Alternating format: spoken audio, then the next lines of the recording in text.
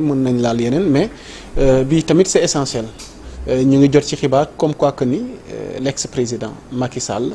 mi ngi préparé l'ancien président Macky Sall prépare sa ligne de défense pour d'éventuelles poursuites judiciaires va-t-il être extradé naka nga séntu ëllëgu Macky par rapport ak ni muy waajalee tey jii nii défense am Pape Amadou Mbaye.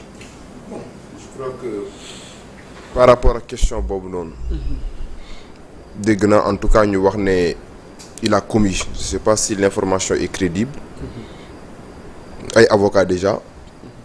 maintenant la question fondamentale bi nga xamante ne ni moom lay posé wu mooy pourquoi maintenant il a jugé nécessaire de préparer déjà sa défense en ce que je sache aucune procédure judiciaire présentement n'est engagée à son encontre peut-être moom bu fekkente ne par exemple de manière abrupte et péremptoire mi ngi commencé déjà di organiser sa ligne de défense njortu na ne def na loo xamante ne ni war na mën a nécessiter dans l'avenir ñu topp yoonu Sénégal topp ko donc il se prépare davantage à affronter la machine judiciaire.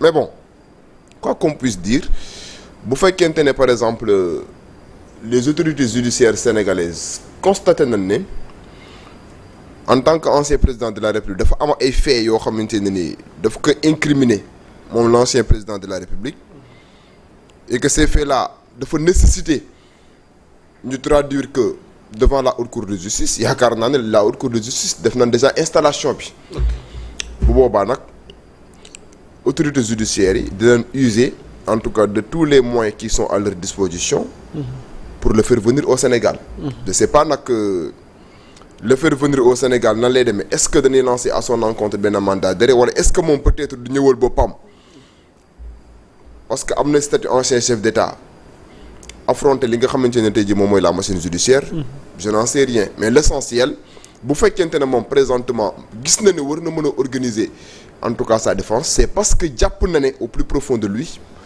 il est conscient que bëri na Sénégal loo xamante ne nii mu ngi ko fi xaar moom def na ko fi ci ay xeetu naawteef yoo xamante ne nii jàpp na ne à tout moment autorité judiciaire yi mën nañoo yëngal dossier et que présentement pour yëngal dossier du métier puisque la seule juridiction bi nga xamante ne tey jii moo am compétence pour juger que moom par rapport aux infractions yi nga xamante par rapport ak li nga xamante ne tey jii moom mooy haute trahison parce que c'est la seule infraction boo xamante ne moom nañ ko mën a toppee c'est la haute cour de justice te installé nañ ko maintenant si les autorités judiciaires décident de le faire venir dinañ lancer un mandat d'arrêt et si on exécute ces mandats d'arrêt là dinañ ko indi mu janoo ak li nga xam ne tey jii moom mooy la haute cour de justice et bu fekkente ne jàpp nañ ne bëri na ay faits yoo xamante ne ci yorin bi nga xam ne yoroon na ko Sénégal te ñu bari jàpp ne nekkuloon yorin boo xamante ne yorin bu rafet la dina ñëw mu répondre en tout cas de sa gestion mu ñëw mu répondre de ses actes donc c'est la seule appréciation en tout cas que j'ai de cette situation et je crois que aussi kenn ñaanalul kenn kaso mais par rapport ak yorin boo xamante ne yoroon na ko Sénégal am na lu bari loo xamante ne nii bon sénégalais mënuñu ko pardonner parce que à un moment donné le président Macky Sall il gouvernait le Sénégal avec une main de fer quand maintenant tu gouvernes un pays avec une main de fer di bafouer li nga xamante ne tey jii moom mooy les institutions di def lu la neex par rapport ak foo gi nga xam ne doon na ko fooyee les libertés publiques surtout loolu donc yaakaar naa ne bu fekkente ne par exemple justice soxla na la di nga ñëw wala peut-être les autorités trouver les moyens nécessaires pour te faire venir nga janoo ak li nga xam ne moom mooy la haute cour de justice ñu àtte la bu fekkee jàpp na ne li lay toppee am na ñu condamné la tu payes bu fekkente ne jàpp na ne par exemple tu es innocent bon la justice aura la possibilité en tout cas de te tirer d'affaire de t'acquitter mais l'essentiel li ma xam ba xam ko daal mooy autorité judiciaire yi amagun benn acte boo xam ne jëlagul nañ ko allant dans le sens en tout cas de mettre sur la table un dossier le concernant maintenant pourquoi maintenant de manière abrupte et péremptoire moom il a changé en tout cas dorénavant organiser sa ligne de défense loolu peut-être moom am na lenn loo xam ne njort na ko te peut-être dans l'avenir ay njortam du ko nax puisque bëri na lu mu def Sénégal loo xamante ne te man gëm naa ne bu ñu engagé des procédures à son encontre donc il va payer les pots cachés parce que nee naa la à un moment donné il gouvernait le Sénégal avec une main de fer et ne serait-ce qu'en tout cas sur cet aspect-là ça mérite en tout cas que justice soit faite. Bachir. sànq léegi Pape Demba ak Amadou Diouf ñu ngi tëdd Côte d'Ivoire On a vu qu'est-ce qui s'est passé en Côte d'Ivoire. Il a parlé de 3000 morts, n'est-ce pas? ëpp na ko. On a traduit Gbagbo à la CPI. Qu'est-ce qui s'en est suivi?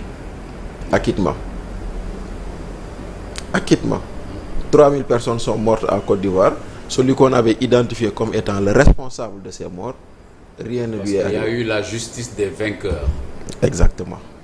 On ne peut pas, Exactement. du sud au nord, conquérir un pays et ne tuer personne. Les autres ont tué. Voilà, exactement. Donc c'est pour arriver simplement à dire quoi? Macky Sall. Amadou yaa ngi analyser de ndax comparaison bi moom. dama koo fekk ça sied par rapport ak. ma ne dama ko fekk contexte Macky Sall mi. dama ko fekk non waxu Macky Sall. On parle de Macky Sall. non lii dafa rappeler une chose ma doon ko renforcer. Voilà Bachir ci Macky la. waaw mais je rappelle le fait que. mais en rappelant donc est-ce que tamit mënu ma njort ni Bachir ndax dafa bëgg def rapprochement. non maa ngi ñëw. J'ai rappelé le fait Gbagbo Côte d'Ivoire. Okay. Pour dire que 3000 personnes sont mortes et que celui qu'on a identifié comme étant le responsable a été acquitté par la CPI. yaa ngi dégg maintenant Macky Sall dafa jël ay avocats en temps normal bu la dara dorul sax dafa am ñett yoo xam ne da nga ko war a am ci sa dundu médecin notaire avocat en temps normal li da ko war a am nit dafa war a am notaire nit dafa war a am médecin nit dafa war a am avocat rawatina nag bu fekkente ne xëy na dañ lay waaj a poursuivre wala nga njort comme il dit mais lu mu ci mënti doon Macky Sall lépp lu mu def lu mbay di rappeler nii c'est des faits yoo xam ne l'appréciation peut être différente. Macky Sall a fait face à une insurrection et il a maté cette insurrection. Macky Sall a fait face à des gens qui voulaient déstabiliser ce pays et il a fait face contre ces gens-là. Maintenant, si aujourd'hui ceux qui ont voulu prendre le pouvoir par des armes non conventionnelles ont pris le pouvoir par des armes démocratiques, c'est ce qui est tout le temps demandé, aujourd'hui veulent estimer que le fait que Macky Sall ait fait barrage à leur insurrection, c'est une faute politique qu'il faut lui faire payer, ils n'ont qu'à y aller.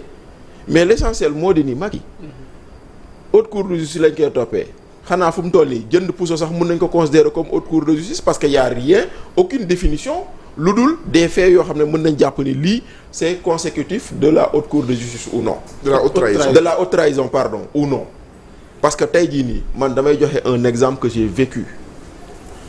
Am na benn jour jour bu ñuy def premier cérémonie des tirailleurs le 1er décembre la woon c'était un dimanche damay xëy génn sama kër ñëw ba ci en face Nabil Choucair ñu baare ñu parce que président dafa war a jàll président Diomaye ñu toog di ko xaar mu jàll mais suñu ginnaaw benn ambulance mu ngi fa di sonner pour mën a jàll mënta jàll bu dee ku yeboon malade la te yàlla moom malade boobu est-ce que mbokk yooyu du ñu jàpp ni lu ñu leen baare moo tax ñu kii ko est-ce que bu ko lëgee kooku boo ko joxee nguur du nekkoon man lii nii c'est de la haute trahison parce que le droit à la vie est plus important que le droit de célébrer des morts. Non assistance à personne. Mais voilà, donc tout est appréciation.